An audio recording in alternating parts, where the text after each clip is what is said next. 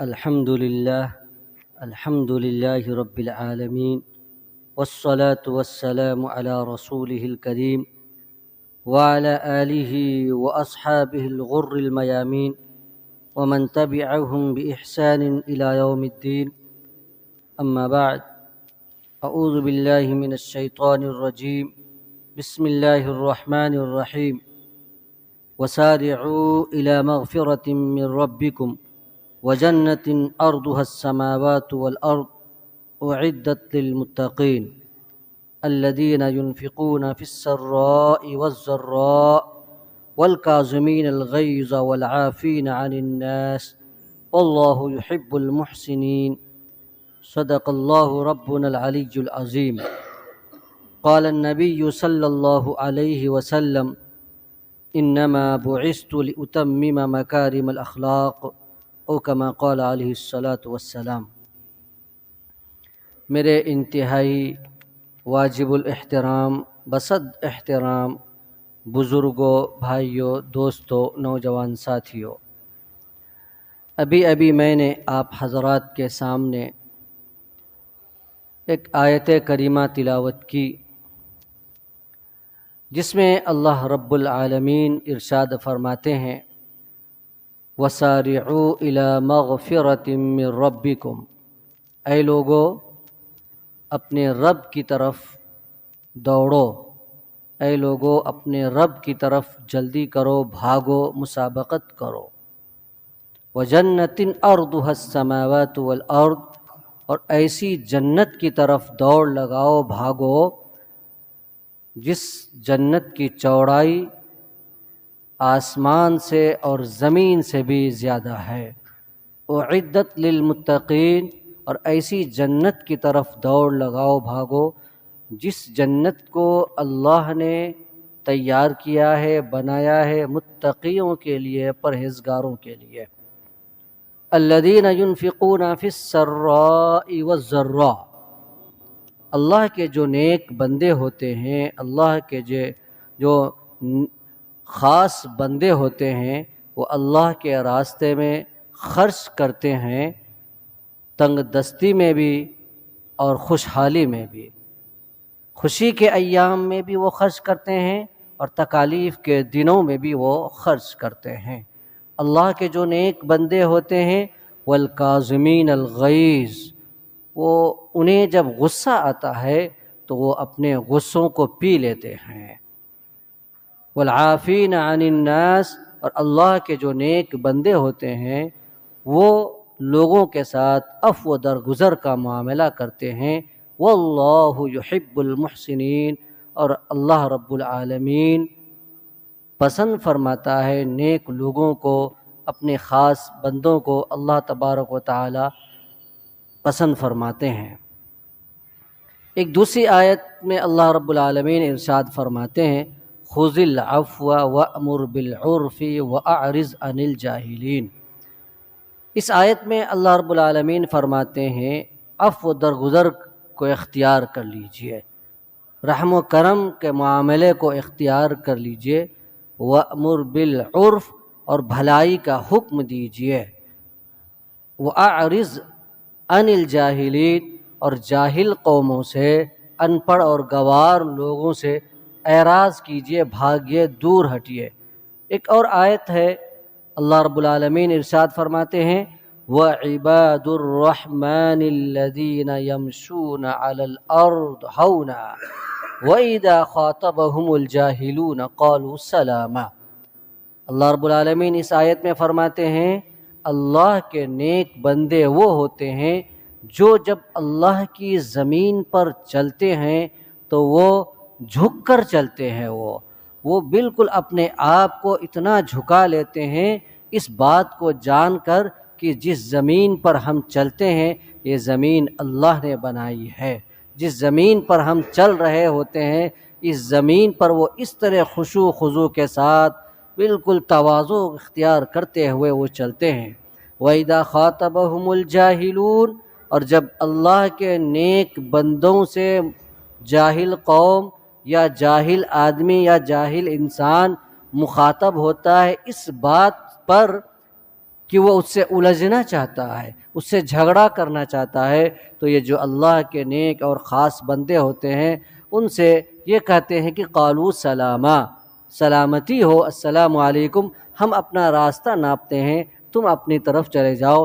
یعنی جب جاہل قوم یا جاہل آدمی ان نیک بندوں اور ان نیک خاص لوگوں سے الجھنا چاہتا ہے، جھگڑا کرنا چاہتا ہے، تو یہ نیک اور خاص جو بندے ہوتے ہیں اللہ کے، یہ ان سے آگے نکل جاتے ہیں، اپنی منزل اپنی طرف وہ کر لیتے ہیں، یعنی اس سے بالکل توجہ اور مخاطب نہیں ہوتے ہیں۔ حدیث پاک میں نبی کریم صلی اللہ علیہ وسلم نے ارشاد فرمایا، انما بعثت لاتمم مکارم الاخلاق۔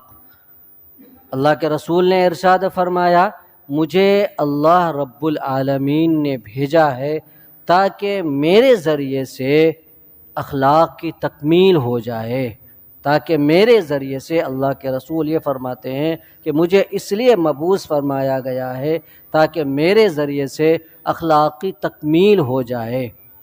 میرے محترم بزرگو دوستو، ایک اور حدیث ہے، اللہ کے رسول ارشاد فرماتے ہیں، ما شیء اثقل فی میزان المؤمن یوم القیامہ، کہ انسان کے نامہ اعمال میں قیامت کے دن جو سب سے بھاری عمل ہوگا، جو سب سے زیادہ وزنی عمل ہوگا، وہ انسان کا اچھا اخلاق، انسان کا حسن اخلاق ہوگا۔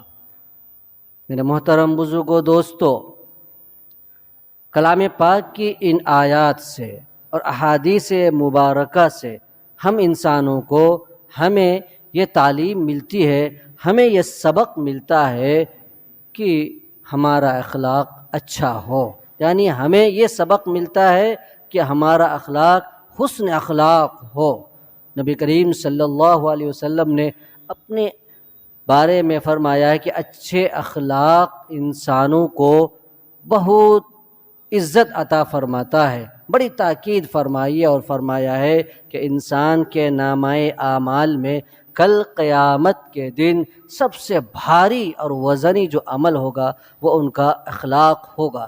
والوزن یومئذ الحق فمن ثقلت موازینہ فاولئک هم المفلحون ومن خفت موازینہ الی آخر الآیہ۔ اللہ رب العالمین اس آیت میں ارشاد فرماتے ہیں کہ جس شخص کے نامہ اعمال میں اس کا ترازو، اس کا پلڑا بھاری ہو گیا، فَأُولَئِكَ هُمُ الْمُفْلِحُونَ، اس کے نامہ اعمال میں اس کا اخلاق وزنی ہو گیا، فَأُولَئِكَ هُمُ الْمُفْلِحُونَ، وہ کامیاب ہو گیا۔ وَمَنْ خَفَّتْ مَوَازِينُ، اور جس کے نامہ اعمال میں اس کا اخلاق برا ہو گیا، یعنی ہلکا ہو گیا، پھر اس کے نامہ اعمال میں اس کے ساتھ کیا ہونا ہے وہ اللہ اور اس کا وہ بندہ سمجھتا ہے اور جانتا ہے۔ اسی لیے نبی کریم صلی اللہ علیہ وسلم نے ارشاد فرمایا ہے، دو چیزیں ایسی ہیں کہ ان دونوں چیزوں کی وجہ سے انسان جنت میں چلا جائے گا، یعنی دو چیزیں ایسی ہیں کہ وہ دونوں چیزیں انسانوں کو جنت میں لے جانے والی ہیں، اور دو چیزیں ایسی بھی ہیں کہ وہ دونوں چیزیں انسانوں کو جہنم کی طرف لے جانے والی ہیں۔ پہلی چیز الفم، اور دوسری چیز والفرج۔ فم بولتے ہیں منہ کو، منہ یعنی زبان کا صحیح استعمال انسان کو جنت کی طرف لے جائے گا۔ فرج بولتے ہیں شرمگاہ کو، شرمگاہ کا صحیح استعمال انسان کو جنت کی طرف لے جائے گا۔ اور یہی دونوں چیز، جب انہی دونوں چیزوں کا غلط استعمال ہو جائے، زبان کا صحیح استعمال نہ ہو، گالم گلج ہو، جھگڑا ہو، وعدہ خلافی ہو، حسد اور کینہ اور بغض ہو، تو اسی زبان کی وجہ سے انسان جنت سے اپنے آپ کو ہٹا لے جا سکتا ہے، اور اگر شرمگاہ کا غلط استعمال ہو تو جنت کی طرف ان کا راستہ پھر نہیں جاتا ہے۔ نبی کریم صلی اللہ علیہ وسلم کے اخلاق کیسے تھے؟ حضرت انس بن مالک رضی اللہ عنہ فرماتے ہیں، حضرت انس بن مالک نبی کریم صلی اللہ علیہ وسلم کا خاص خادم تھا۔ 10 سال حضرت انس نے نبی کریم صلی اللہ علیہ وسلم کی خدمت کی تھی۔ 10 سال۔ وہ فرماتے ہیں کہ نبی کریم صلی اللہ علیہ وسلم کا دستِ مبارک یعنی آپ صلی اللہ علیہ وسلم کے ہاتھ کا جو گوشت تھا وہ ریشم سے بھی کہیں زیادہ نرم تھا۔ وہ فرماتے ہیں کہ نبی کریم صلی اللہ علیہ وسلم کی خوشبو اتنی اچھی تھی کہ مشک اور عنبر کی بھی خوشبو اتنی اچھی نہیں ہوتی تھی۔ یعنی نبی کریم صلی اللہ وہ فرماتے ہیں کہ میں نے مشک اور عنبر میں وہ خوشبو نہیں پائی جو نبی کریم صلی اللہ علیہ وسلم کے پسینے میں مجھے جو خوشبو ملی ہے۔ حضرت انس بن مالک فرماتے ہیں کہ نبی کریم صلی اللہ علیہ وسلم کے یہاں میں 10 سال خادم رہا۔ اس 10 سال میں خدمت کے دوران، کام کے دوران، ملازمت کے درمیان نبی صلی اللہ علیہ وسلم نے کبھی بھی مجھے اف تک نہیں کہا۔ یہ نہیں کہا کہ تم نے یہ کام کیوں نہیں کہا، یا یہ نہیں کہا کہ تم نے یہ کام کیوں کیا۔ نبی کریم صلی اللہ علیہ وسلم نے اس 10 سال کی مدت میں حضرت انس بن مالک فرماتے ہیں اف تک کبھی نہیں کہا۔ میرے محترم بزرگوں دوستو، ہم اور آپ اپنے آپ کو دیکھ لیں، جب ہم کسی کو ایک دن کے لیے بھی نوکر رکھ لیتے ہیں تو اس کے ساتھ اپنے اخلاق کا کیا حالت کرتے ہیں، کیا ڈانٹ ڈپٹ کرتے ہیں ان کے ساتھ۔ کوئی کام اگر ان سے خراب ہو جائے، اگر وہ سست ہو جائے تو میرے محترم بزرگوں دوستو ہمارا کیا حال ہوتا ہے۔ ایک دن کے لیے ہم جب کسی کو ملازمت پہ رکھتے ہیں تو اس کے ساتھ، لیکن حضرت انس بن مالک کیا فرماتے ہیں، 10 سال، ایک دن نہیں، 1 سال نہیں، 1 مہینہ نہیں، 10 سال کی مدت میں نبی کریم صلی اللہ علیہ وسلم نے انہیں یہ بھی نہیں پوچھا کہ تم نے یہ کام کیوں نہیں کیا یا تم نے یہ کام کیوں کیا۔ میرے محترم بزرگوں دوستو، ایک دفعے کی بات ہے، حضور صلی اللہ علیہ وسلم نے حضرت انس بن مالک کو کسی کام کا حکم دیا۔ انس ابھی چھوٹے تھے، وہ کام کرنے کے لیے جاتے جاتے وہ کام کو بھول گئے، وہ چھوٹے تھے، کھیلوں میں لگ گئے۔ نبی کریم صلی اللہ علیہ وسلم جب ادھر چلنے لگے تو ان کو دیکھا اور کہا یا انیس، انس کی جو اسم تصغیر ہے، مصغر ہے، انیس بولتے ہیں، اے چھوٹے انیس۔ یہاں پر ہاتھ رکھا، نبی صلی اللہ علیہ وسلم نے بڑے پیار سے اور مسکراتے ہوئے کہا اے انس، تم کو میں نے کام بتایا تھا، تم نے نہیں کیا۔ بالکل ڈانٹا نہیں، مسکراتے ہوئے آپ صلی اللہ علیہ وسلم نے ان سے صرف یہ دریافت کیا تم نے یہ کام نہیں کیا۔ یہ حضرت محمد صلی اللہ علیہ وسلم کا اخلاق، اور ہم اور آپ اپنے آپ کو دیکھ لیں میرے محترم بزرگوں دوستو۔ نبی کریم صلی اللہ علیہ وسلم کا ارشاد ہے کہ اگر کسی شخص کو جنت میں کوڑے کے برابر بھی جگہ مل جائے، کوڑا بولتے ہیں جس سے ہم اور آپ بیلوں کو یا گھوڑوں کو چراتے ہیں، مارتے ہیں، پٹائی کرتے ہیں، اس آلے کا نام ہے کوڑا۔ یہ میں نے اس لیے بتایا کہ آج کل کوڑا سمجھتے ہی نہیں لوگ۔ تو نبی کریم صلی اللہ علیہ وسلم نے ارشاد فرمایا کہ کسی شخص کو اگر کوڑے کے برابر بھی جنت میں جگہ مل جائے، یہ جگہ دنیا وما فیہا سے بہتر ہے۔ آپ صلی اللہ علیہ وسلم جو بھی بولتے تھے سچ بولتے تھے، ان کی باتوں میں وما ينطق عن الهوى ان هو الا وحی یوحى، وحی ہوتی تھی، اللہ کی طرف سے وحی ہوتی تھی، وہی بات آپ کی زبان سے نکلا کرتی تھی۔ اس نبی نے کیا فرمایا، انا زعیم ببیت فی وسط الجنہ۔ اس نبی نے فرمایا کہ میں ضمانت لیتا ہوں کہ تمہیں جنت میں ایک محل خرید کر کے دوں گا۔ مومنین بندوں سے کیا فرمایا آپ صلی اللہ علیہ وسلم نے کہ میں ضمانت لیتا ہوں کہ میں تمہیں جنت کے درمیانی حصے میں محل خرید کر کے دوں گا۔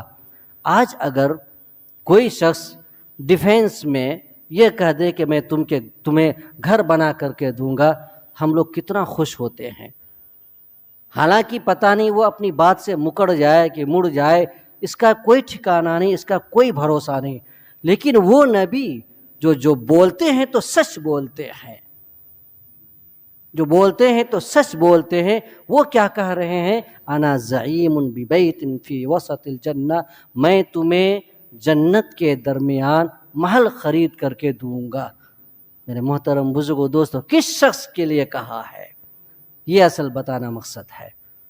اس شخص کے لیے اس جملے کو، اس حدیث کو نبی کریم صلی اللہ علیہ وسلم نے کہا جس کے اخلاق اچھے ہوں گے، جس کے اخلاق اچھے ہوں گے، اس شخص کے لیے نبی کریم صلی اللہ علیہ وسلم نے کہا کہ وہ شخص جس کے اخلاق اچھے ہوں گے، اچھا کردار ہوگا، اس کو میں کل قیامت کے دن جنت کے درمیان میں ایک بڑا سا محل دوں گا۔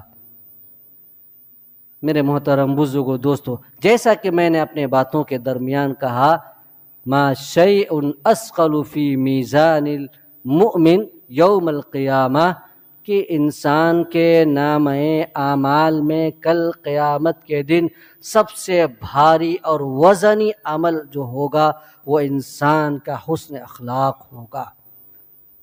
لہٰذا ہم تمام لوگوں کو اس بات پر غور کرنے کی ضرورت ہے کہ کیا ہمارے اخلاق اس لائق ہیں؟ اگر نہیں ہیں تو میرے محترم بزرگوں دوستو، ہمیں اپنے اخلاق کو سدھارنے کی ضرورت ہے، ہمیں اپنے کردار کو صحیح کرنے کی ضرورت ہے۔ ہم تمام لوگوں کو ان کہی اور سنی ہوئی باتوں پر عمل کرنے کی توفیق عطا فرمائے۔ وآخر دعوانا